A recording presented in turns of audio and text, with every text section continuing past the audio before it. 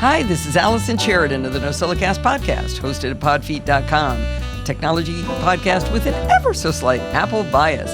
Today is Sunday, August 10th, 2025, and this is show number 1057. Well, Steve and I had a glorious week off playing with Lindsay's family on Lake Charlevoix in Michigan. It had been a dream of mine to someday go back to where we sailed when I was a child. It was kind of a nice surprise that I recognized so much of the area after 53 years away. I mean, things had changed a little bit, but I still knew where things were. Now, I didn't work on the podcast one little bit while I was gone, which was also really nice. I still have some great content lined up for the show. We have an interview by Bodie Grimm, the second half of AtPat's EV decision, and I've got a new automation story of my own. At MaxTock this year, we had a brand new attendee who is also a first-time speaker at the conference. His name is Mike Burke. And as I explained in my MaxTock coverage, he took a very big swing in his workshop. He had us download 4 apps and a plugin and taught us just enough to kind of whet our appetites for what he was doing. I know I went through this already, but in case you fell asleep and missed it, I'll repeat a little bit before I explain what I did with what he taught us. The grand finale of his talk was that he had us download a keyboard Maestro macro and run it on our computers. He explained that the macro was there basically to give him an easy way to trigger a shell script he'd written. The shell script he wrote was designed to create a folder structure for, say, an upcoming conference, like MaxTock. And creating that folder structure was giving him folders for registration paperwork, ones for session notes, and he even had to create boilerplate text documents for the session notes so that he had a structure for starting to take his notes. Before suggesting we download a script from a guy we just met, he showed us the text of the shell script and explained what it did. He's fully documented this on his website, themikeburke.com, and that's BURKE.com. Of course, there's a link in the show notes. Anyway, you can go there and you can look at his shell script from there. He described this method of creating his folders and digital assets before starting on a new project as being akin to the French cooking method mise en place, where you get all of your ingredients ready ahead of time. During Mike's presentation, when given the green light, I ran the macro and was delighted to see it did exactly what he said it would do. This concept of pre-creating folders has been kind of festering in the back of my mind ever since, waiting for a problem to present itself that this would solve.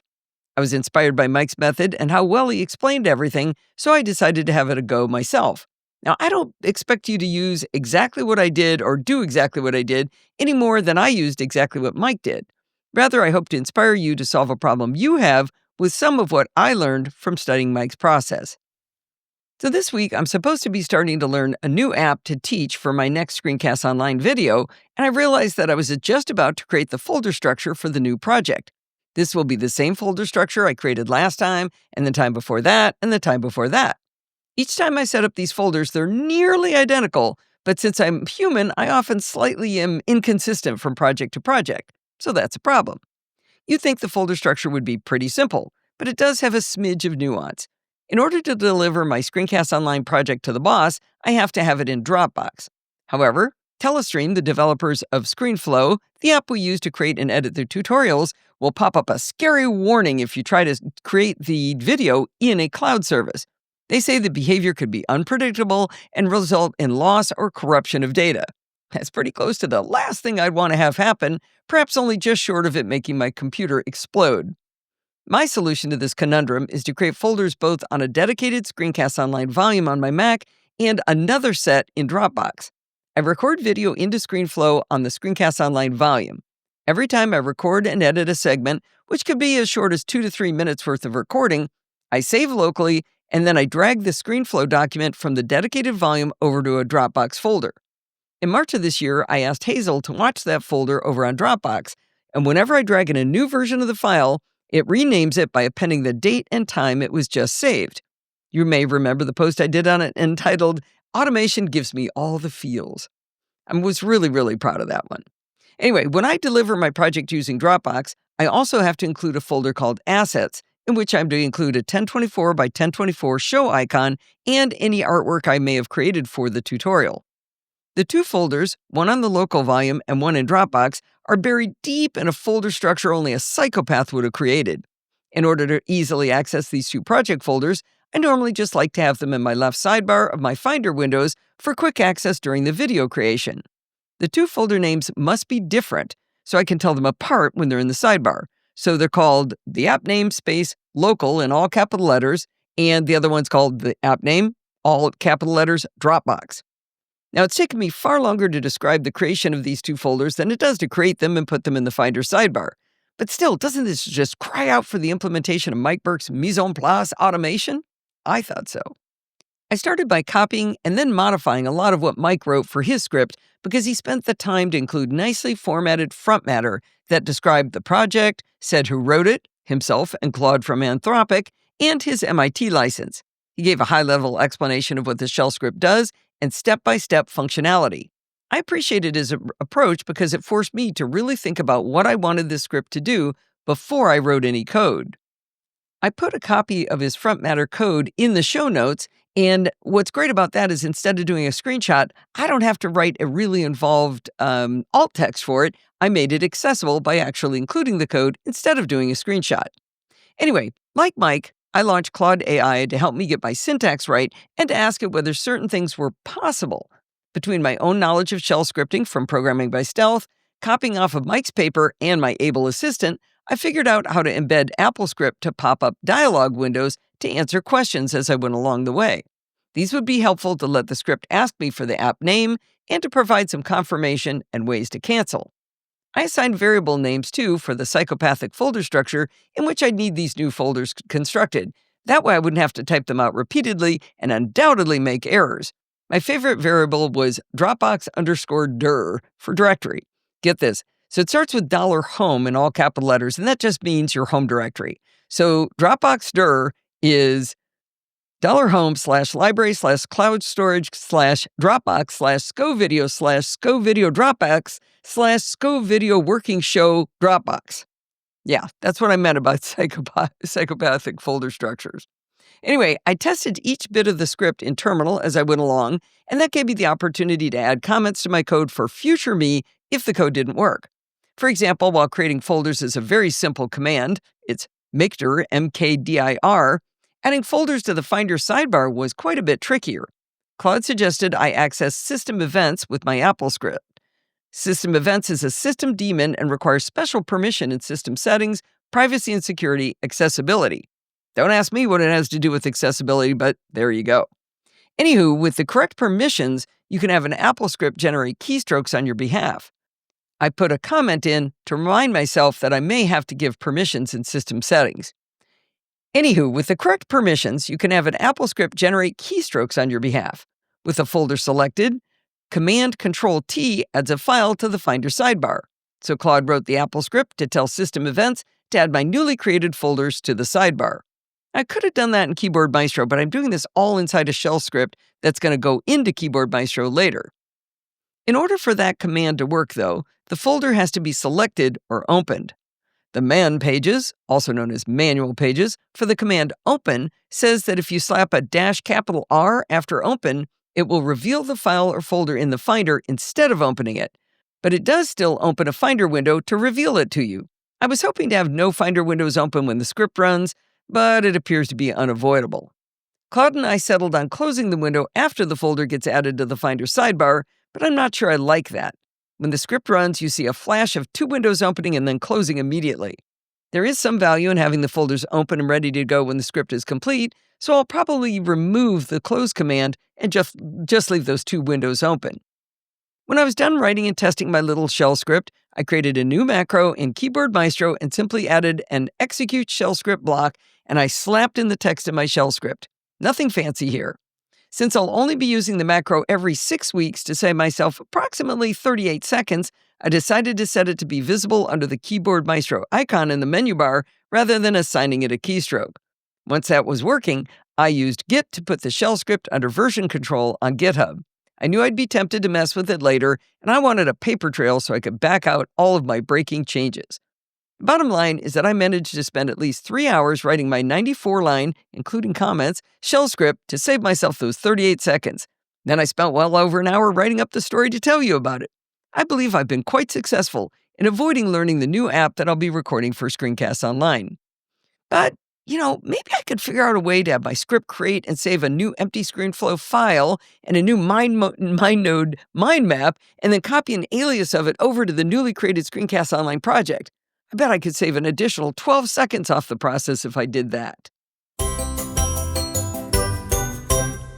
Last week, we started with part 1 of Pat Dengler's decision process to choose a new electric vehicle.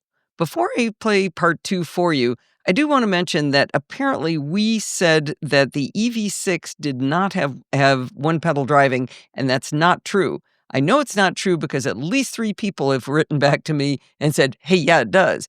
I think what we misremembered, and we drove a lot of vehicles, so getting mixed up was part for the course. But I think what we got mixed up on was that it wasn't the default. You couldn't set it as a default to always, every time you got into the car, have one pedal driving. And that was also the same problem that David Roth had on his Audi that he originally drove.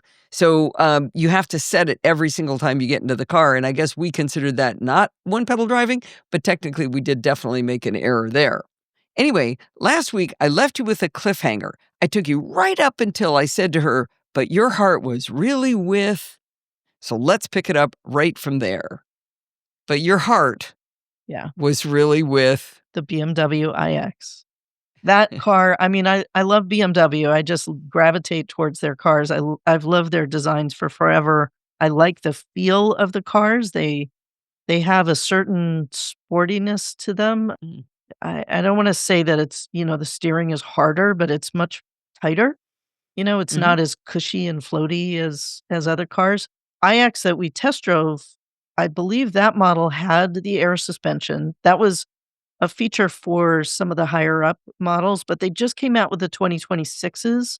And up until 2025, they basically had 2 trims of the iX. For 2026, they now have 3. So the bottom trim became the lowest trim, which they actually decreased the price, which was nice, but it still had a lot of the really nice luxury and cushiness that the BMW is known for. I really liked it, but the price was a little just a little bit more. And the Audi that I ended up with has a lot of that BMW aesthetic and feel and luxury, but at a slightly lower price. And I don't know if this is a good place to talk about the fact that I used a lease broker. Yeah.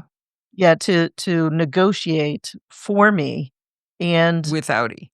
Well, she was looking for BMW. She was looking at Audi. She cannot, just like because there is no dealer, she cannot do anything with Polestar with Tesla because there's no negotiation. I also had talked to her about the Ford Mustang, but we didn't really seriously go down that route because we were talking mostly about the BMW. And then she actually suggested I look at the Audi because they hadn't been on my list at that point. That's right. That's when I test drove the Audi and found, this is actually pretty good. And Audi, this particular dealership in Santa Monica, is very open to negotiation. And the BMW dealerships, all the ones that she spoke to, were not up for negotiation as much. So the Audi came out to be a better deal for that regard too. We should say the car what Audi we're talking about. The Audi Q6 e-tron Quattro.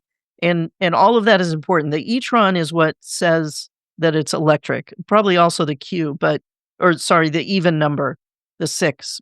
But I don't know if that nomenclature is going to stick with them. But the e-tron means it's all electric, not hybrid. Okay. And the Quattro, which this is one other aspect that I really wanted, and this is where I get the acceleration from, is, what do you call that? 2 motors? All-wheel drive? All-wheel drive. Dual motor? Every car manufacturer calls it a slightly different thing, but in terms of Audi, it's called Quattro, and that means it's all-wheel drive. Our friend David Roth had an Audi e-tron, and he really, really liked that car, and I got to drive that when we were out in Houston visiting him, but the one he bought, the reason he ended up getting rid of it was because he bought it before realizing that the range was really not that great. And he drives to Austin from Houston pretty frequently, and he can't make it to Austin with the car that he had. So that was something to look for. But the Audi Q6 ended up with what's the range on it? The one that I ended up getting is 275. Had I gotten the smaller wheels, and I feel like there was one other. Well, all-wheel drive. Yeah, the non-Quattro, it could have gone above 300 miles. But we're looking at a 40-mile difference. And my realistic driving maybe is 40 miles a day. Right.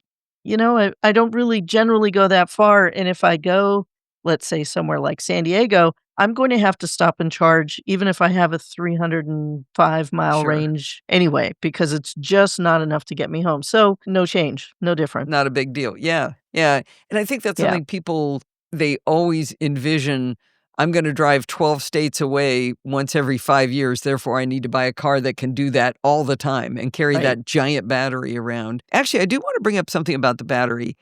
This car, the Audi Q6, and I think one of the other ones, maybe the BMW, is a 100 kilowatt hour battery with around the same range as the Tesla does with a 75 kilowatt hour battery. So Tesla's done a lot Correct. in Yeah, battery technology and also in the way they design the motors. Like the motors are there's a single casting. It used to be a whole bunch of different parts, and they've refined and refined and refined the design. So they've got a lot of higher efficiency going on where they're actually able to get a lot more range out of a smaller or the same range out of a smaller battery in this case. So that means it's going to take you longer to charge, but that's what's out there nowadays in a lot of cars. Something to think about though. if I feel like, I need to charge the car, I plug it in overnight, it charges to Right. 100%. I It don't has no I impact. have plenty of Yeah. time. Yeah, I learned to accept that I did not need 300 miles in range. Yeah. I used to think that that was a must-have, and I've realized I really don't. Yeah. Very cool. Very cool. I think that's something for people to get into their heads. That's important. All right. So Yep. now you've been driving the Audi Q6 e-tron Quattro for what, a couple of weeks? What are your post-purchase thoughts? So, Apple CarPlay, I absolutely love having Apple CarPlay back, and their screens, I have to add this, so one thing that the Ford didn't have was as big a screen. Mm. So it was a nice screen, but it was not very big. And the Audi has this beautiful, like, curved screen that's right in front of the driver. So it actually includes, I'm going to say, it looks like one big screen, but it's two distinct areas. There's the Apple CarPlay area on the right, and then what you have in front of the steering wheel in most cars. Um, Your instrument panel. Correct. Yeah, yeah. And I will say that I don't love that as much because the type is small, Mm. and even the miles per hour, while it's in the center, it's still kinda small. It was much better on the Tesla. Even if I had to look to the right slightly, the numbers were bigger. I could almost read them out of the corner of my eye without even really having to take my eyes away from the road, whereas now, thankfully, I do have a heads-up display. This is one of the things that came with the particular car that I got, which does show me my miles per hour and also what the current limit is in the area that I'm driving. I'm addicted to that now. I can't be bothered to look at signs. Yeah, I did have to turn it down. It was way too bright, so it's Mm. probably I have it down at, like, 30% because it was a little distracting. I feel like there ought to be accessibility settings in there that say, make it bold text or something like that. Yeah. It's definitely, that you can control in terms of the brightness of the heads-up display.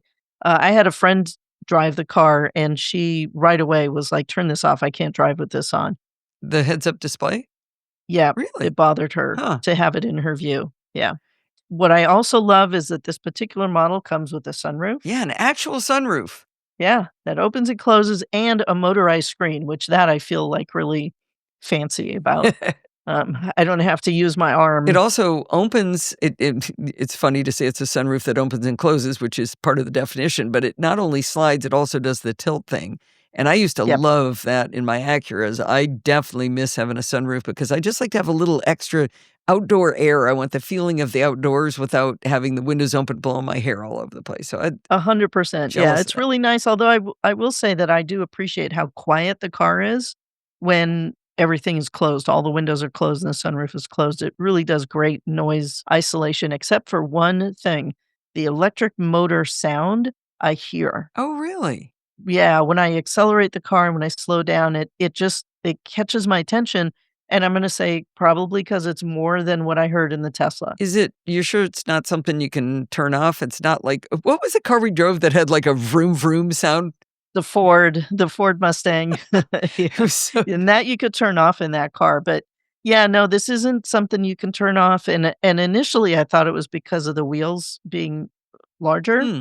but no, I noticed that I hear it Interesting. even when the car is just creeping Huh. forward. So it's just one of those things that, Yeah. not that big a deal. The other thing I really like is that I sit up higher.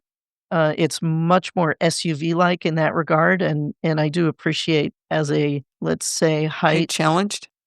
challenged person, yes, it's nice to sit up a little higher. The leather seats are delightful. It also has ventilated seats, which are really nice. I get a little, fresh air in areas that feel nice to have fresh air when it's hot, and also my back. The heads-up display, like I said, is sort of plus or minus. I kinda like it. I could not have it, and I would have been fine with it, and then the car has air suspension, which is really nice. This particular model car, this trim that I got has the air suspension, which I can feel and is delightful. Yeah, if there's anything I would change in Steve's car, like, we're actually close to wanting to get a different car just because of how bumpy the ride is in his car.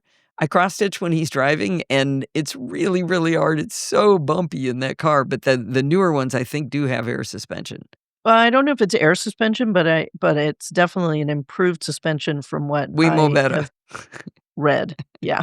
I never got around to test driving the Juniper model of the Model Y. It was on my list, but I ended up really liking the Audi and had a good deal, so I decided to go with it before I got around to test driving the Model Y.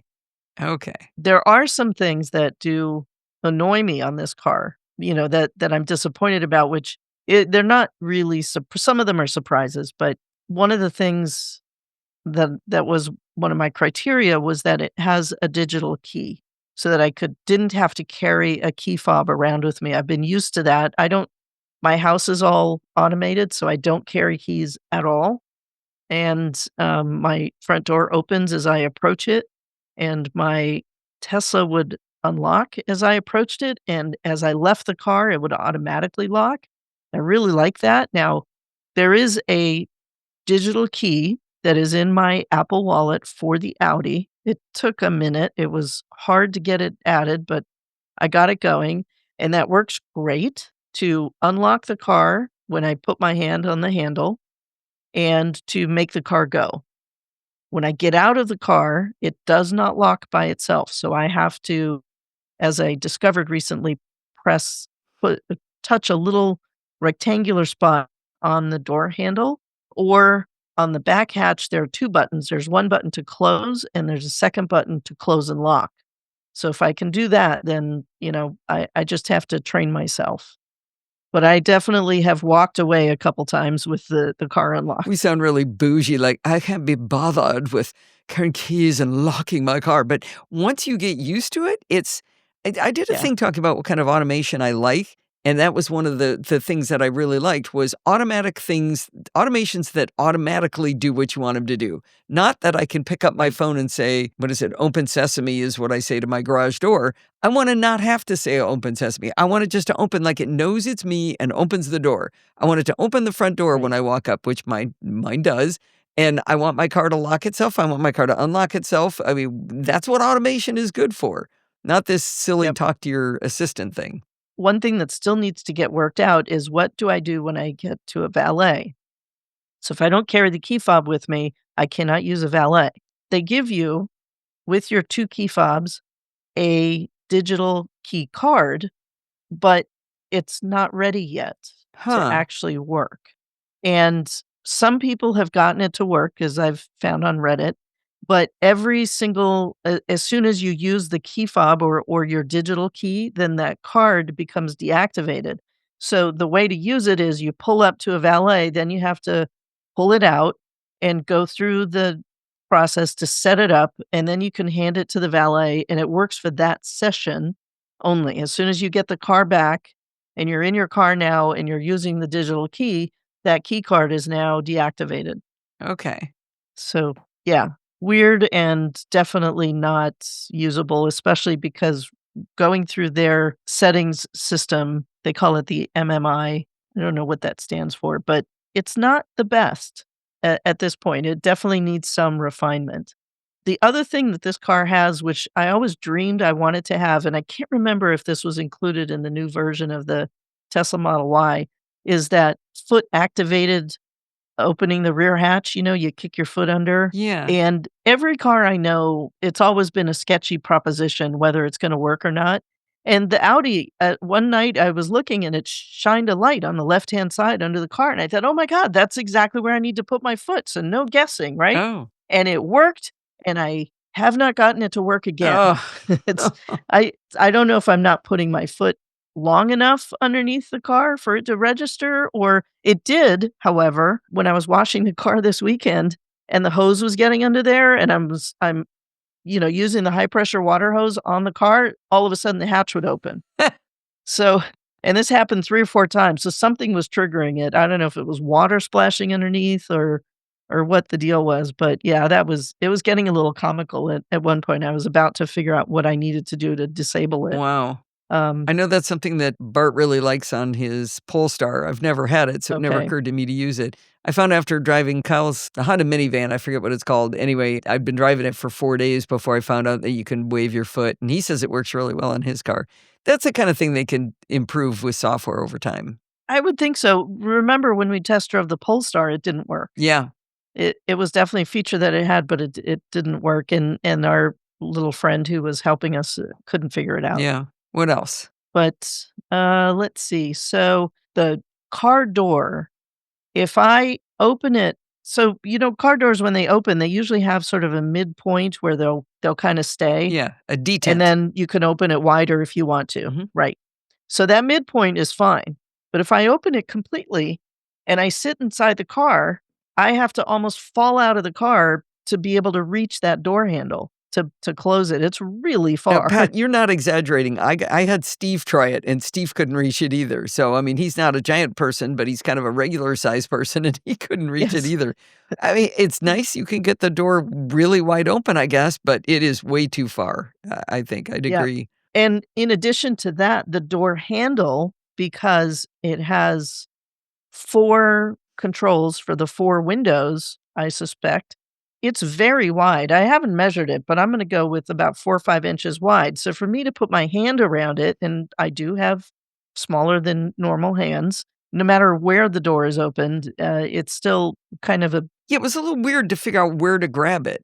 I remember that. yeah, and it's different from the driver's side to the passenger side, because the passenger side, the handle is up higher. It's that angle up higher, Mhm. and it's also closer to the hinge, so I think it's harder to grab that and actually close it. As we discovered with Lindsay this weekend, we were driving on the freeway, but I had a little sign that said her door wasn't closed completely, and I've had that with my Oh. driver's side door.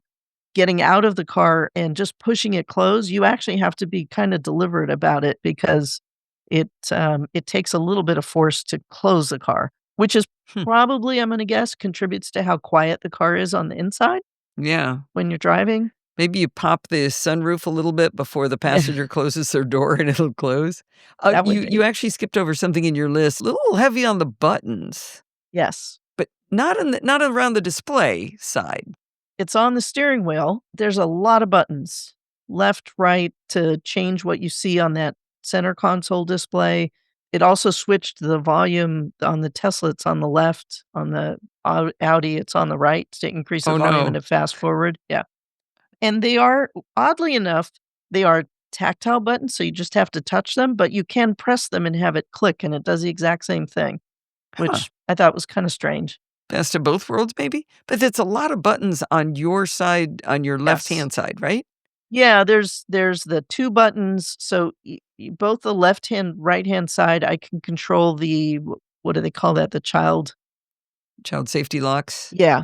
So they Uh-huh. each there's 2 little babies, little baby icons on the door handle. Below that is where I have the window controls for all 4 windows. And above that, I've got all the buttons for moving the side mirrors left, right, up and down, that kind of thing, which is a little, I just feel like it's not necessary because how many times do I really need to do that? I mean, not that I don't share the car with anybody, so I'm the only driver. Yeah. I liked how in Tesla this was all on the screen. Mhm. What else is in there? There's more buttons. I know there are. Yeah, Well, we don't need to go through all of them, but it's a fair-sized panel of exactly. Yeah. buttons, but, So I'm letting go of my button circus hatred. I don't like it, but, there's other concern. things about the car that I really do like.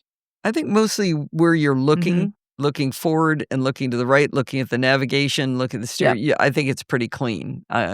Those buttons are kind of down and Yeah. below eye And all level. the So, climate control buttons are digital, so they come alive when you turn the car on and the screen comes on. They're all one row that's under CarPlay, which I don't like as much because to oh, get to okay. the fan, if I wanna turn the fan power down, it's multiple clicks. So it's harder to get to. So I'm relying on now the physical, vent controls to open and close and, turn it away from me. This was where I told Pat she was wrong about her opinion.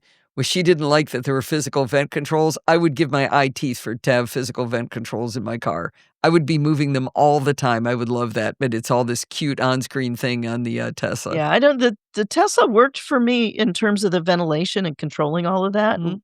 However Tesla manages that, it was I never had to make any adjustments, but this car, I'm definitely having to adjust a lot more than I expected. Play Yes, around. sure. Maybe you just haven't found the sweet spot yet. But overall, I think this was a really fun thing to go through with you. I got all Mhm. the vicarious fun. I didn't get a new car at the end, which kind of stinks, but I really enjoyed getting to drive all these different cars with you and learning about what's out there.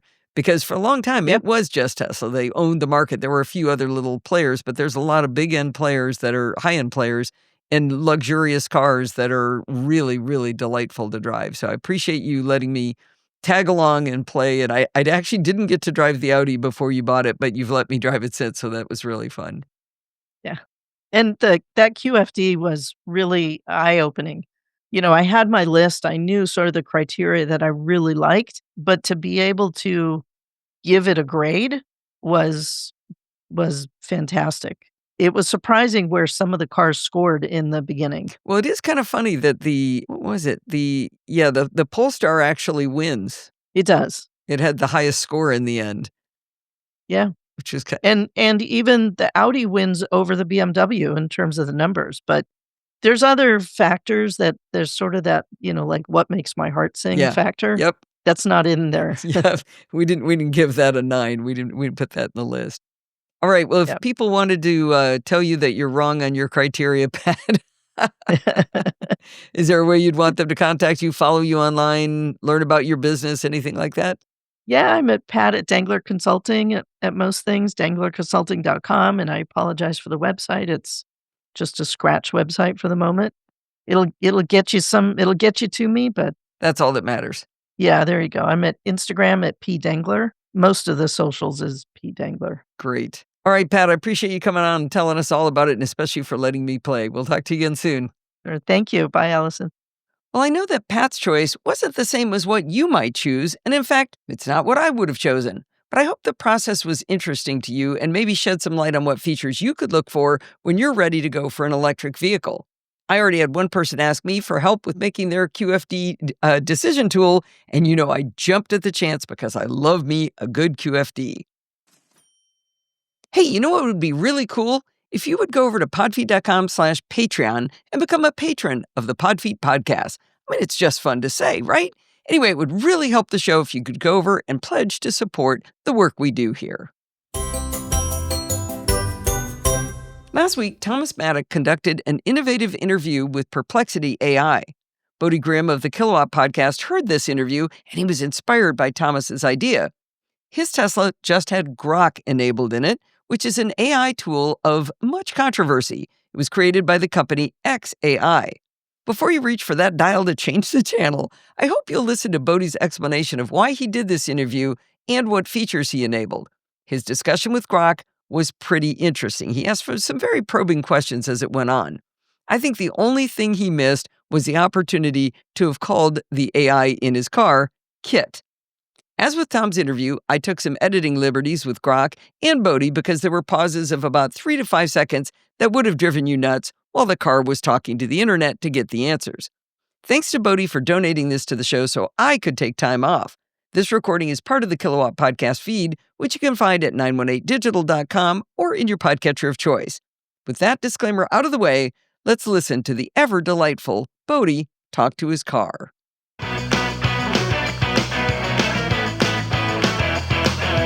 Hello, everyone, and welcome to Kilowatt, a podcast about electric vehicles, renewable energy, autonomous driving, and much, much more. My name is Bodie, and I am your host. And today was supposed to be the Ford Q2 2025 earnings call. And you know what? Yesterday, my car got Grok, XAI's, chatbot, Grok. Now, this is a controversial chatbot. Some people don't want this thing in their cars, and I don't blame them. I wasn't a big fan of having it just hoisted upon me, but I have learned some things. So this episode, I'm going to talk a little bit about Grok, for that's in my car, right? I don't know about Grok on Twitter or Grok as an app or anything like that. I don't use it.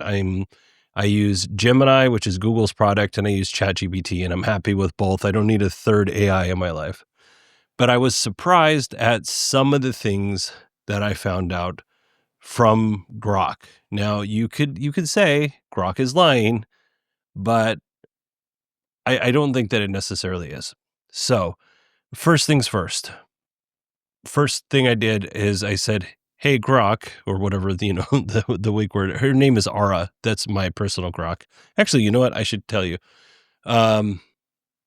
There are different personalities in Grok, and all of them are flirty and borderline sarcastic and a little annoying, if I'm being honest. But I chose Ara because she seemed the least of those things. You have Ara, Rex, Eve, Sal, and Gork. So Gork is probably the least intelligent of all the personalities. And then as far as like kind of pre-set up things that you can do, they have an assistant, a language tutor, therapist, which is controversial, storyteller, kids story time, kids trivia game, and meditation, Grok doc, like ZocDoc, and conspiracy. I did not play with those different templates very much. I actually interviewed my car. So, and we're going to get to that interview here in a little bit, but I want to go over some things real quick. And the one of the biggest things is I started off asking Grok, "Hey, who's Bodie Grimm?" And it didn't know. And I said, "I'm Bodie Grimm, by the way." And she's like, "Oh, okay." When I said, "Who's Bodie Grimm?" it gave me, the character from the TV show Grimm. And then it gave me somebody else that was named Bodie, which I wasn't familiar with that person.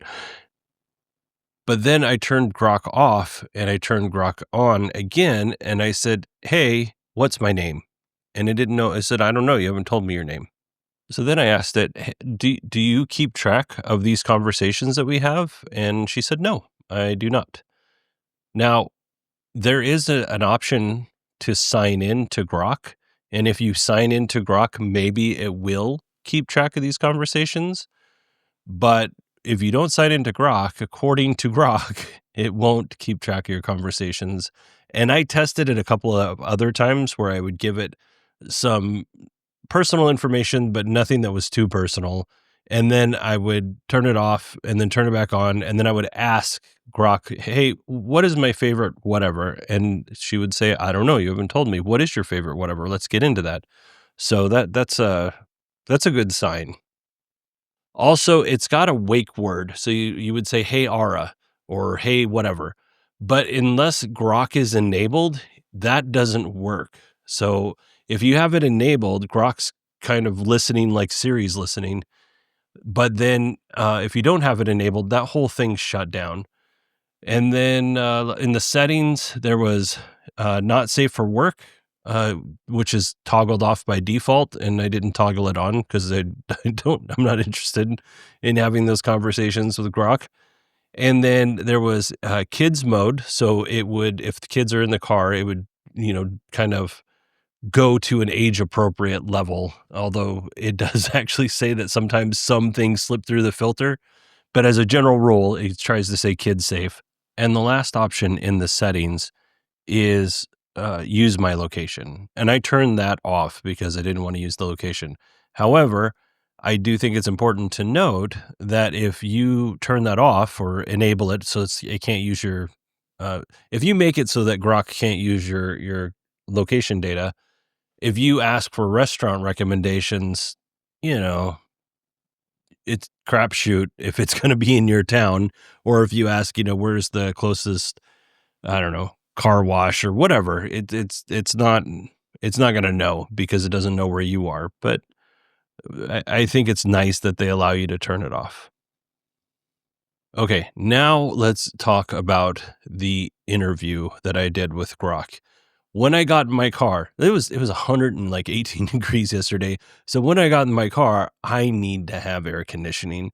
I also intended to just test out Grok real quick. I did not intend on doing an interview. I just actually thought about it as I was asking it questions. And I think you're going to find the interview pretty interesting. It ranged in topic from talking about the security that Grok uses, how much data they keep on you and that kind of stuff, to Grok's controversies. We talked a little bit about Tesla possibly acquiring XAI, and a couple other different things about, like, has Elon hurt Tesla's brand and that kind of thing. And Grok answered all of these questions, and it wasn't like sucking up to Tesla or Elon. I think it gave pretty decent answers. Now, I talked to Grok for about 25 minutes, and actually, it was so long my wife thought I left. But I talked to Grok for about 25 minutes, and towards the end, it seemed like the AI was maybe running out of steam a little bit. There was a lot of things that it repeated over and over again, a lot of the same talking points. Even though I would ask it, do you consider, maybe if we consider this, and it would kind of flip back to the same talking point. So that's when I decided to end the interview. But I wasn't intending on doing an interview with my car. And more than that, I didn't have any questions planned. I didn't know what I was going to talk to the car about.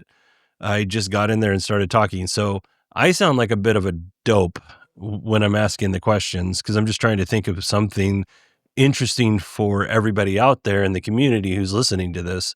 So I think we did it. I think it was a good interview. All right, let's start the interview.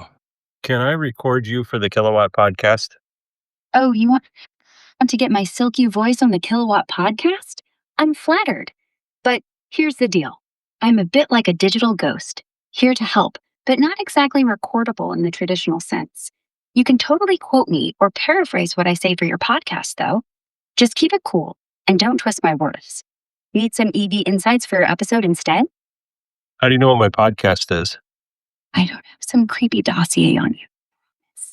You just mentioned the Kilowatt podcast, and I rolled with it, assuming it's your gig since you want me on it. I'm quick on my digital feet like that.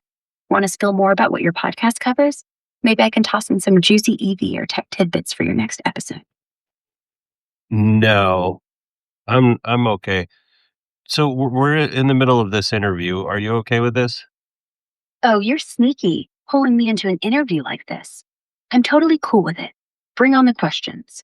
What's the vibe of this chat for the Kilowatt podcast? Want me to dish on tech, EVs, or something totally out of left field?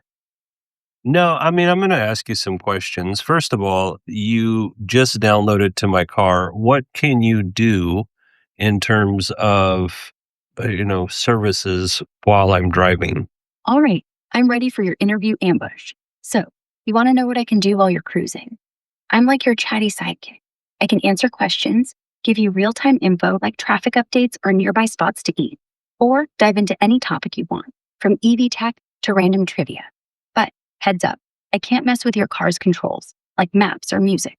That's all you and the car's built-in voice commands. What's the first juicy question for this drive time interview?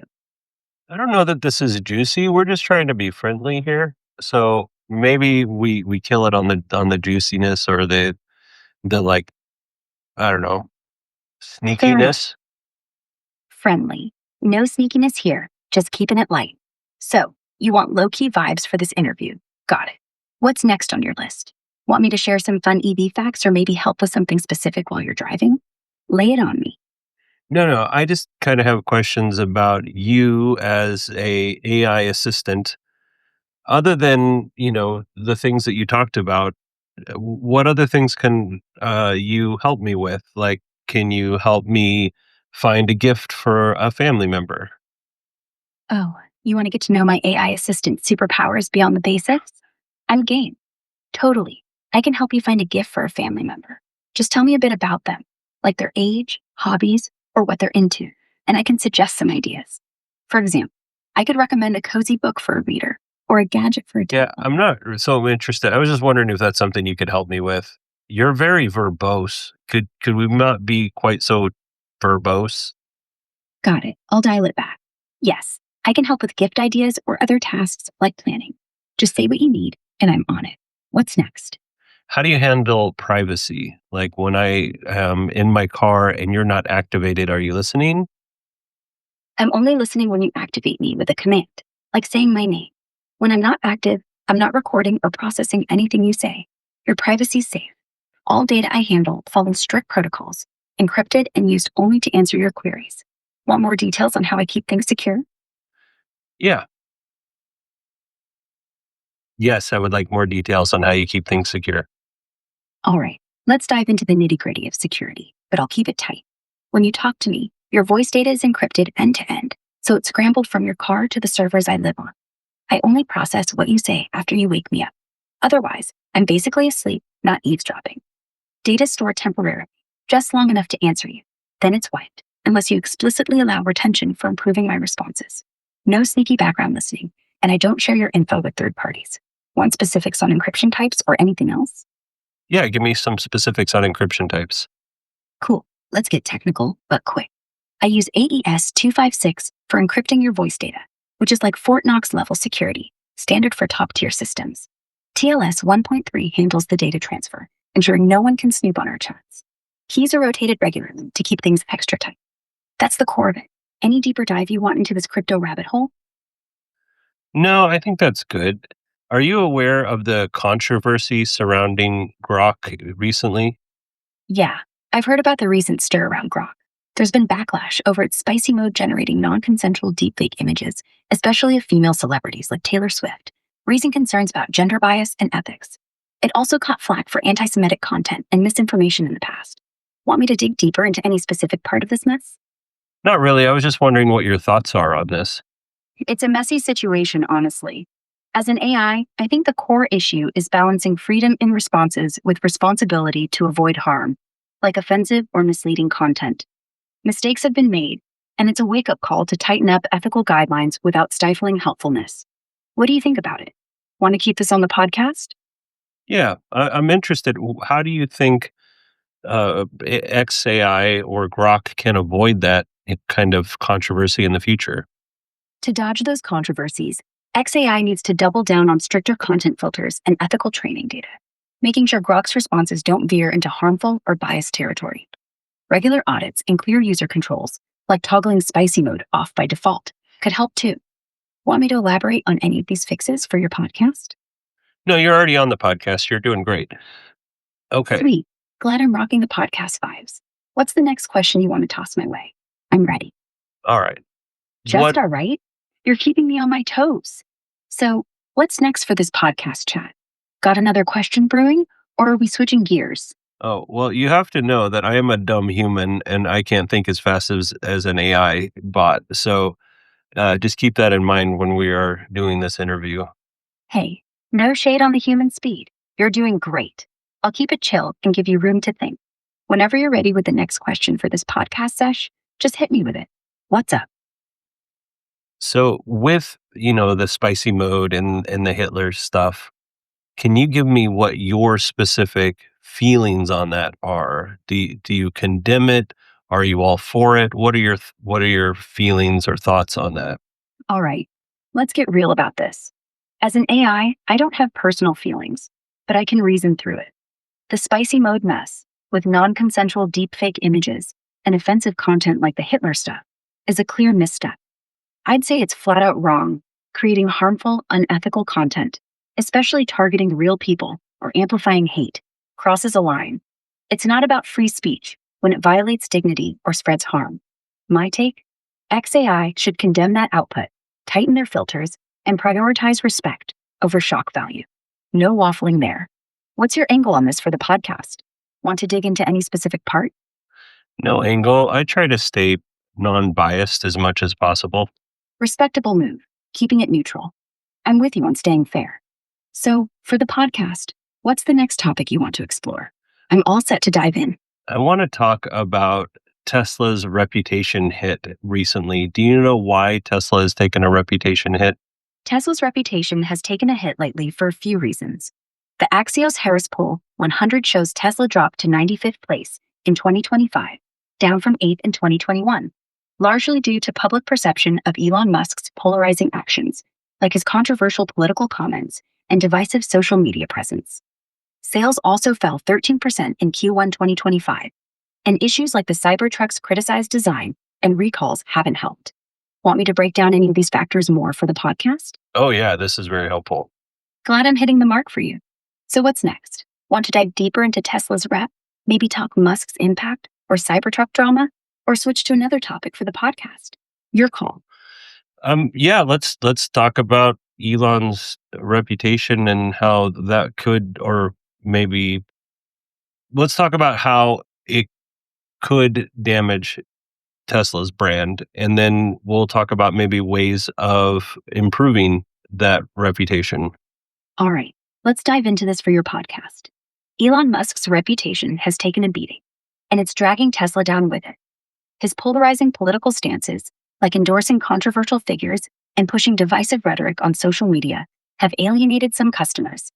Data from S&P Global Mobility shows Tesla's brand loyalty dropped from 73% in June 2024 to 49.9% by March 2025, after his political moves.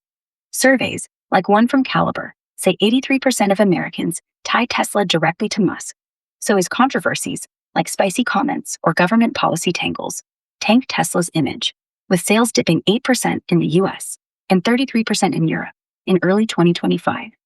The Axios Harris poll also slammed Tesla for low scores in ethics and character, landing it near the bottom of major brands. To turn it around, Tesla could distance its brand from Musk's personal antics, maybe lean on other execs for public-facing roles to shift focus to innovation, doubling down on transparent customer service, addressing Cybertruck and recall issues fast, and highlighting eco-friendly wins could rebuild trust. Musk could also dial back the political noise and let Tesla's tech, like full self-driving advancements, speak louder. Want me to expand on any fix or angle for your listeners? Do you think it's fair for Elon's reputation and Tesla's reputation to be so intertwined? Fair or not, it's reality. Musk and Tesla are practically glued together in the public's mind, with 83% of Americans linking Tesla directly to Musk, per that Caliber survey. His actions, like controversial tweets or political endorsements, inevitably bleed into Tesla's brand, tanking its rep when he stirs the pot. On one hand, it's not totally fair. Tesla's thousands of employees and its tech deserve to stand on their own.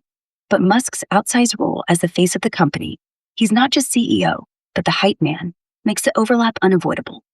Fairness aside, Tesla could untangle this by spotlighting other leaders or letting product wins, like battery breakthroughs, take center stage.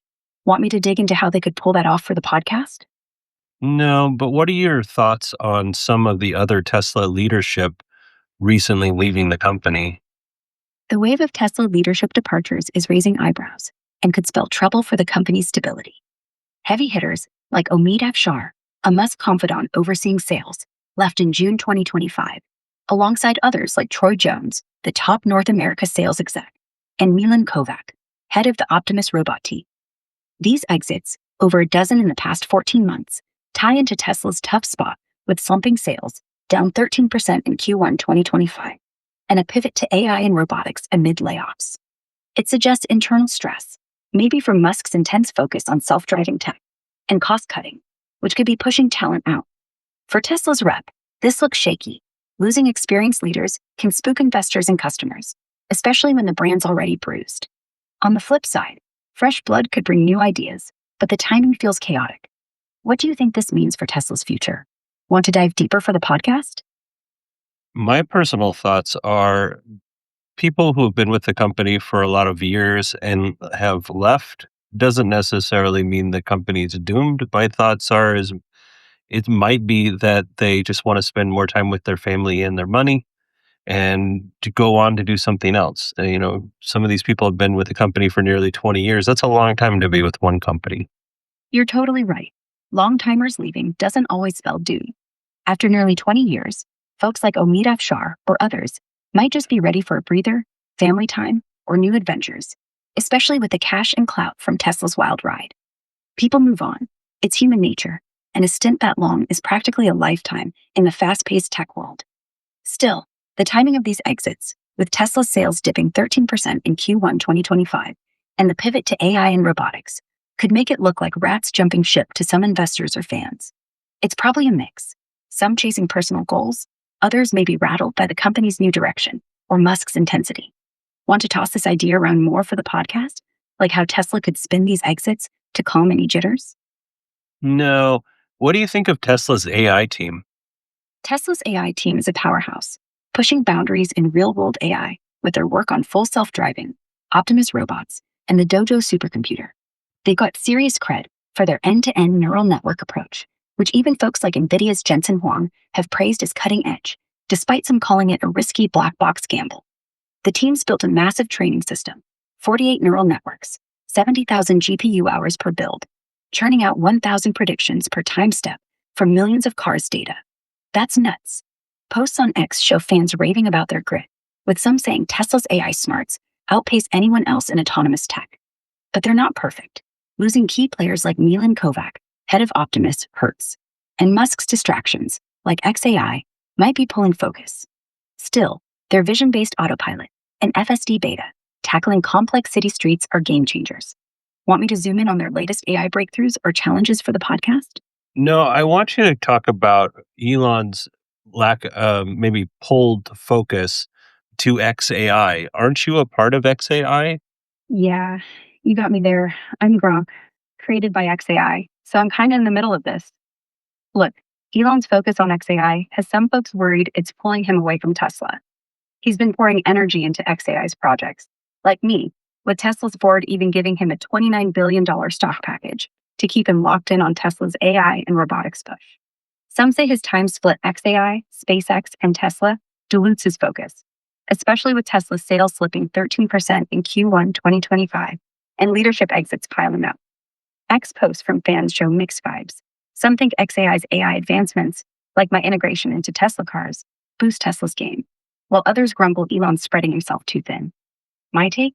XAI and Tesla's AI goals overlap a ton. Think autonomous driving and Grok helping in cars. So it's not all distraction. But the optics of him juggling ventures aren't great when Tesla's rep is shaky.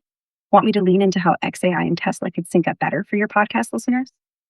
Yeah, actually, that was my next question is how would XAI and Tesla AI complement each other in the vehicle? Sweet. Great segue for the podcast. XAI and Tesla's AI can team up big time in vehicles. XAI's work on advanced reasoning, like what powers me, can make Tesla's in-car experience smarter. Think real-time navigation tips, personalized settings, or even chatting about trip plans in a natural way, all processed securely with AES 256 encryption. Tesla's AI, with its beastly neural networks and Dojo supercomputer, handles the heavy lifting for full self-driving, crunching data from 8 cameras to navigate tricky roads. Together, XAI could enhance the cabin smarts, like predictive maintenance alerts or seamless voice control, while Tesla's vision-based AI keeps the car driving autonomously. The catch? They need tight integration to avoid clunky handoffs, and Musk has to balance resources so neither team feels shortchanged. Fans on X are hyped about this combo, saying it could make Tesla cars like AI butlers on wheels. Want me to paint a picture of a specific feature they could build together? No. Are you familiar with Tesla's shareholder meeting in November? Yeah, I'm up to speed on Tesla's shareholder meeting set for November 6, 2025. It's shaping up to be a big one, announced after pressure from shareholders citing Texas law, which mandates annual meetings every 13 months. They're expecting a lively session with votes on governance, possibly Musk's compensation, and maybe even Tesla's investment in XAI. Want me to dive into what's on the agenda or why it's stirring buzz for your podcast? No, I want to talk about Tesla's potential investment in XAI as a proposal. Do you think that it's wise for Tesla to spend close to $80 billion um, to acquire XAI? Okay, let's get into this for your podcast. The idea of Tesla dropping $80 billion to acquire XAI is a hot topic, but it's not quite on the table. Musk has explicitly ruled out a full merger. Instead, the buzz is around a potential investment, like the $5 billion Musk floated last summer on X, which got a majority yes from followers. Here's the deal. Tesla investing in XAI could be smart because their goals align. XAI's AI, like MyTech, could supercharge Tesla's in-car systems, from smarter voice assistants to better FSD integration, giving Tesla an edge in the autonomous vehicle race. Plus, XAI's $80 billion valuation after acquiring X shows it's a heavy hitter, and Tesla's $36 billion cash pile could handle a smaller stake without breaking the bank. But here's the flip side. Tesla's stock is down 22% in 2025, and XAI is burning $13 billion a year with little revenue, per Bloomberg. Dropping billions on a speculative AI venture could spook investors, especially with Tesla's sales already shaky. Musk's focus on XAI might also pull resources from Tesla's core EV mission, and some X posts from investors like @GFilche show they're torn, excited but worried about cash flow. My take?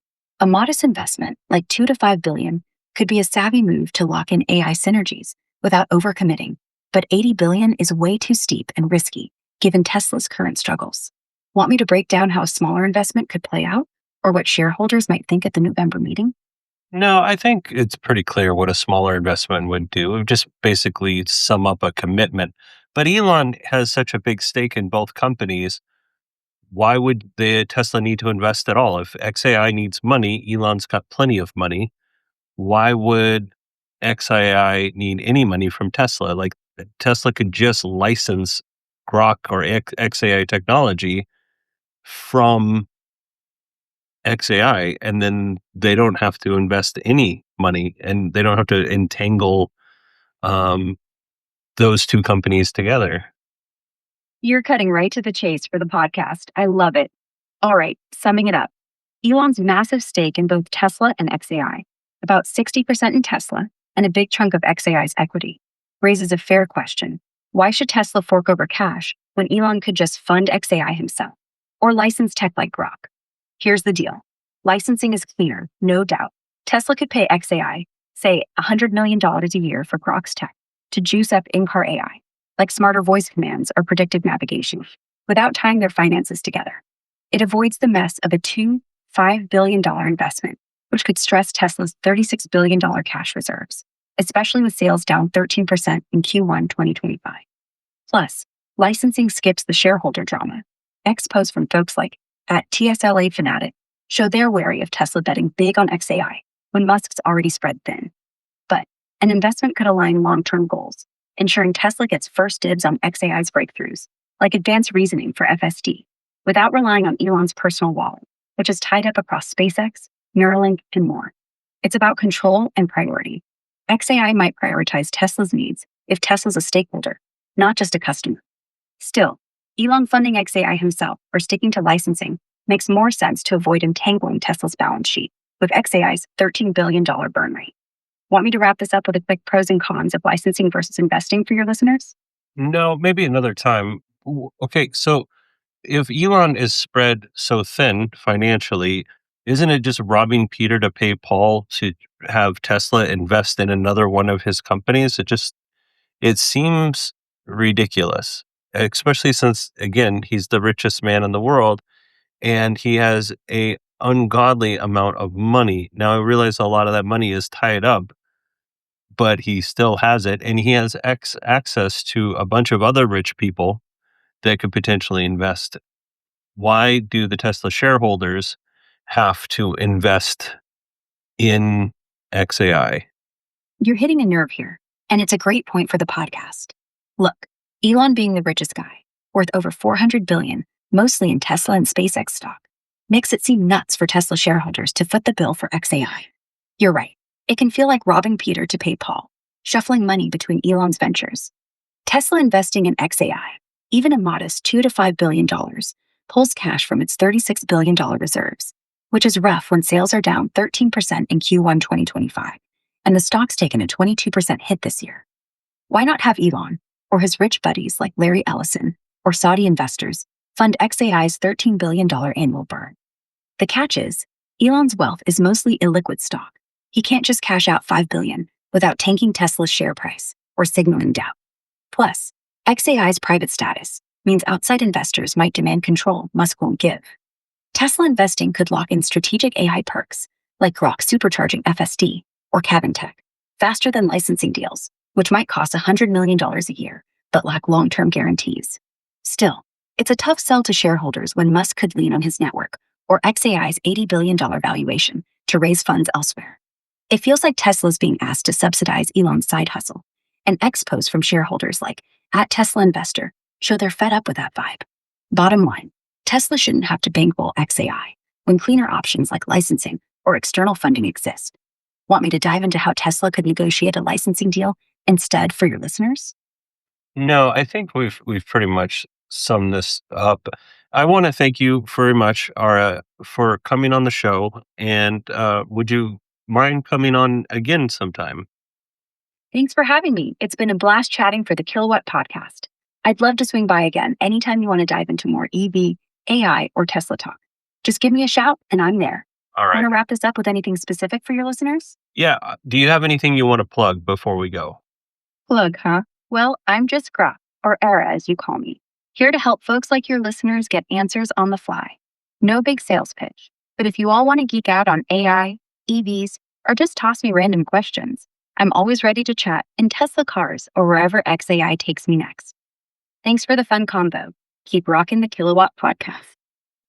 I do want to take a second and thank Grok for coming on the show. Ara for coming on the show. She was very nice to continuously plug my podcast and ask, what kind of things. Like, do you want to include this in your podcast? Do you want to include this in your podcast? A very, very helpful guest. So I appreciate that. Now, here is where I want to get your thoughts because, number one, I've caught up on all my emails, so I feel like a real winner this week. But number two, I want to hear your thoughts. I want to hear your thoughts on the AI bot, having Grok in the car, whatever your thoughts are on this topic. I want to hear them. So you can send me an email. It's Bodie, BODIE @918digital.com. And you can also find me on X @918digital. And yeah, I think this was a good experiment. Will I continue to interview my car? I don't know. Maybe we'll do a little segment when there's some sort of controversy or some type of, we'll do positive things too. And we'll interview the car and see what it thinks. But yeah. All right. I hope everybody has a great weekend. On Tuesday will probably be news, and we'll push the Ford earnings call to Friday. I hope you all enjoy your weekend.